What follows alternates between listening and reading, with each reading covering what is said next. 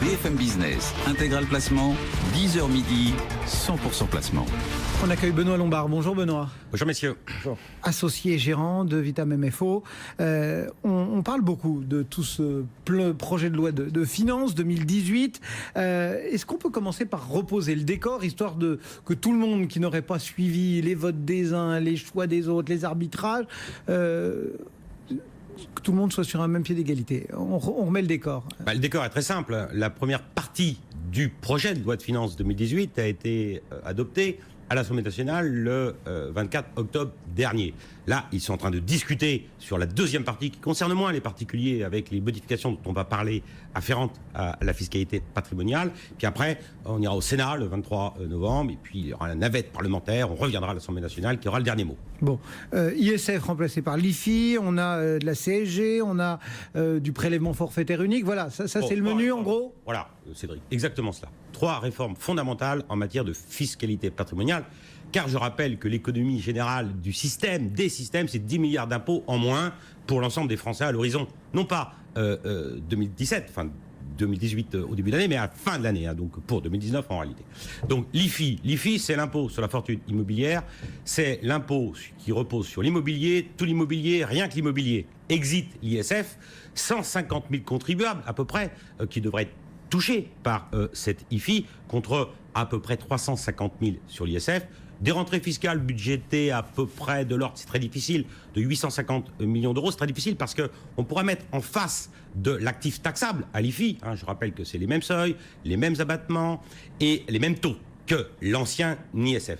Donc on ne sait pas définir quel est le passif qui est afférent à l'actif, puisque en matière d'ISF, on mettait le passif global, peu importe l'affectation en quelque sorte de cet actif. Donc je disais 850 millions d'euros à peu près d'entrées fiscales budgétées l'année prochaine, versus contre à peu près entre 4 et 4 milliards et demi sur l'ISF. C'est pas très clair, on n'a pas encore les chiffres de 2017. Ça c'est l'IFI.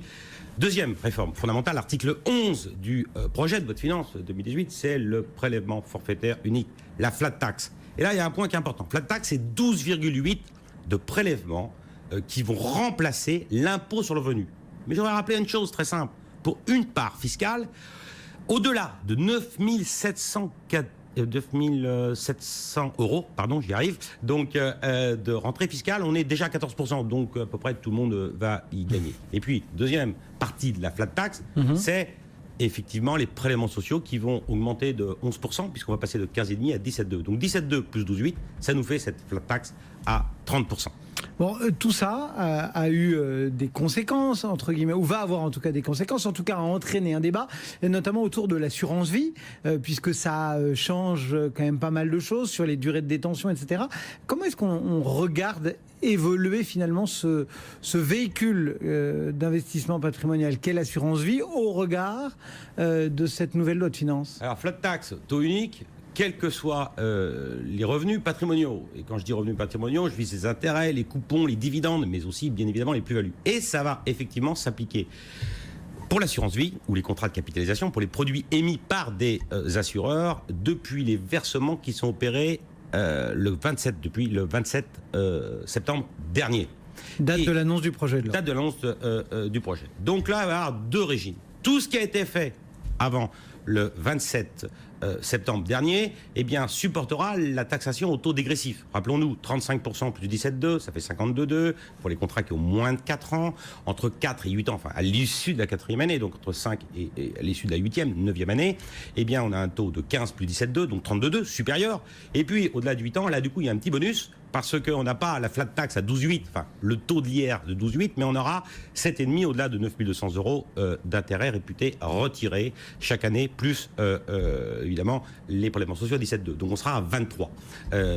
23 plus 1,7, donc ça nous fait 24,7, pardon, contre 30. Donc ça, c'était avant. Maintenant, pour tous les versements qui sont effectués depuis le 27 septembre dernier, eh bien là, on aura la flat tax. Alors là, il y a 2 amendements qui ont été votés. Donc, et qui viennent un petit peu aménager tout ça. Quand j'étais venu à cette antenne le mois dernier, je crois, on avait un petit doute. Le doute était levé grâce à cet amendement.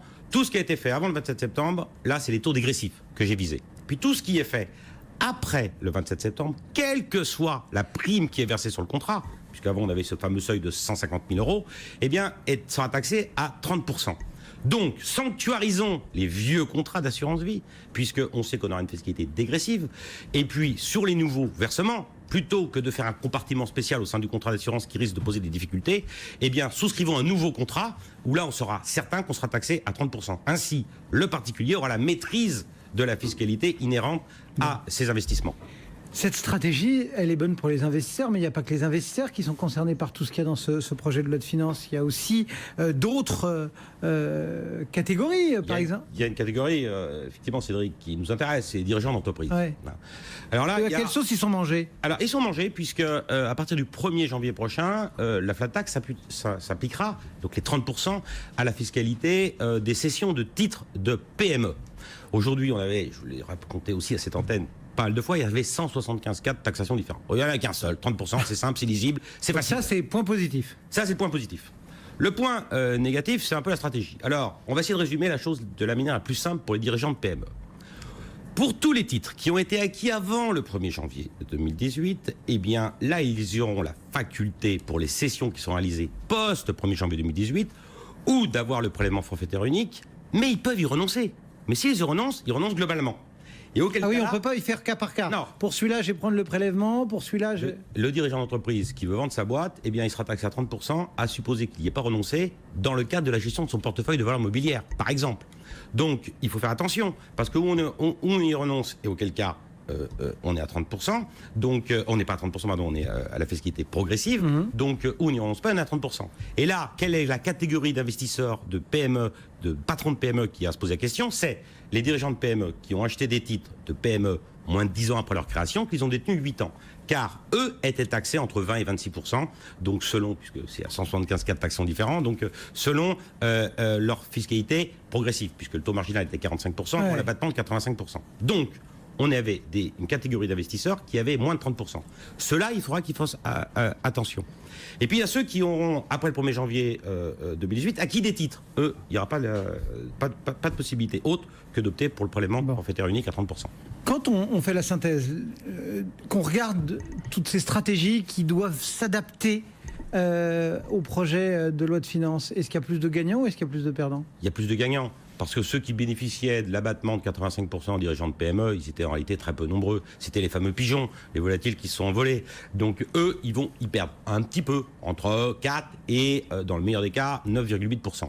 Mais pour tous les autres, il y a un gain. Et puis surtout, il y a de la lisibilité, ce qui nous manquait avant. Puisqu'avant, il y avait une stratégie fiscale qui pouvait s'avérer nuisible par rapport aux intérêts même de l'entreprise. On gardait les titres, pas pour bénéficier effectivement de cette durée de détention. Aujourd'hui, ce ne sera plus le cas. Donc moi, j'y vois de la bonne lisibilité, de la simplicité, et puis surtout que la gestion économique de son entreprise, la gestion économique de son portefeuille de valeurs mobilières ne sera plus conditionnée à la fiscalité qui s'appliquera sur les opérations qu'on réalisera. Merci beaucoup, Benoît Lombard pour Vitam MFO.